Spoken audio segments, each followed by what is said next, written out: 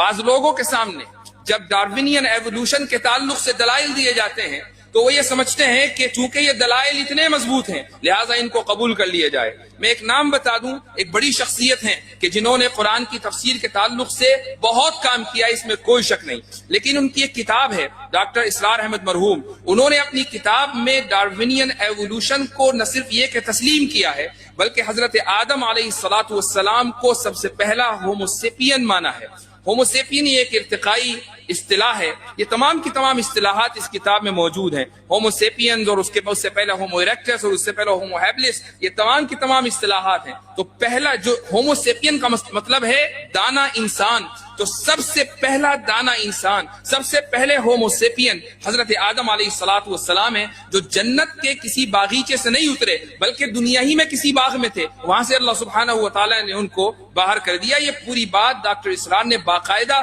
اپنی کتاب میں لکھی ہے اور قرآن کی آیتوں کے اندر تعبیر کر کے انہوں نے نظریہ ارتقاء کو ثابت کیا ہے۔ میں یہ نہیں کہتا کہ اگر کسی شخص سے کہیں ایک جگہ غلطی ہو جائے تو آپ اس کی تمام خدمات کو رد کر دیں، لیکن اگر کہیں غلطی ہوئی ہے تو غلطی کا ادراک اور غلطی کا اس اظہار کرنا یہ بھی ضروری ہے تاکہ دوسرے لوگ متنبہ رہیں۔ اس ملک میں بر صغیر میں تجدید کے بلکہ تجدد کی تحریک کے جو سب سے بڑے رہنما ہیں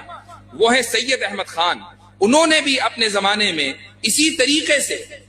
یہی رویہ اختیار کیا معذرت خواہی کا کہ ان کے سامنے جنت اور جہنم کے مسائل آئے تو جنت کو انہوں نے اچھی کیفیت اور جہنم کو انہوں نے بری کیفیت سے تعبیر کر دیا، ملائکہ کا انہوں نے انکار کر دیا وغیرہ وغیرہ۔ یہ بات میں نے اس لیے کہی چونکہ اگر ایک آدمی کی ایک میدان میں خدمات ہیں تو اس کا مطلب یہ نہیں ہے کہ وہ تمام کی تمام غلطیوں سے بری ہے۔ ایک آدمی نے اگر کسی ایک خاص میدان میں امت کے اوپر اور ملت کے اوپر احسان کیا ہے تو اس کا مطلب یہ نہیں ہے کہ آنکھ بند کر کے ہم اس کی تفسیر بھی قبول کریں گے اور اس کے فقہی مسائل بھی قبول کریں گے اور اس کے فتاوی بھی قبول کریں گے، ایسا نہیں ہے۔ اس کا احسان اپنی جگہ، لیکن جب بات قرآن کی آئے گی اور جب بات قرآن کی تعبیرات کی آئے گی، جب بات مسلمات کی آئے گی، اصولوں کی آئے گی، عقائد کی آئے گی، تو پھر بات رسول اکرم صلی اللہ علیہ وسلم سے چلے گی، صحابہ تک آئے گی، تابعین سے آئے گی، تبع تابعین سے آئے گی، محدثین اور ائمہ کی بات چلے گی، پھر تجدد پسندوں کی بات نہیں چلے گی۔ اور ایسے حضرات کی ان تجدد پسندانہ عزائم کا اظہار بھی کیا جائے گا، پھر کسی کو برا لگے یا اچھا یہ کہا جائے گا کہ ان کا احسان سراخوں پر،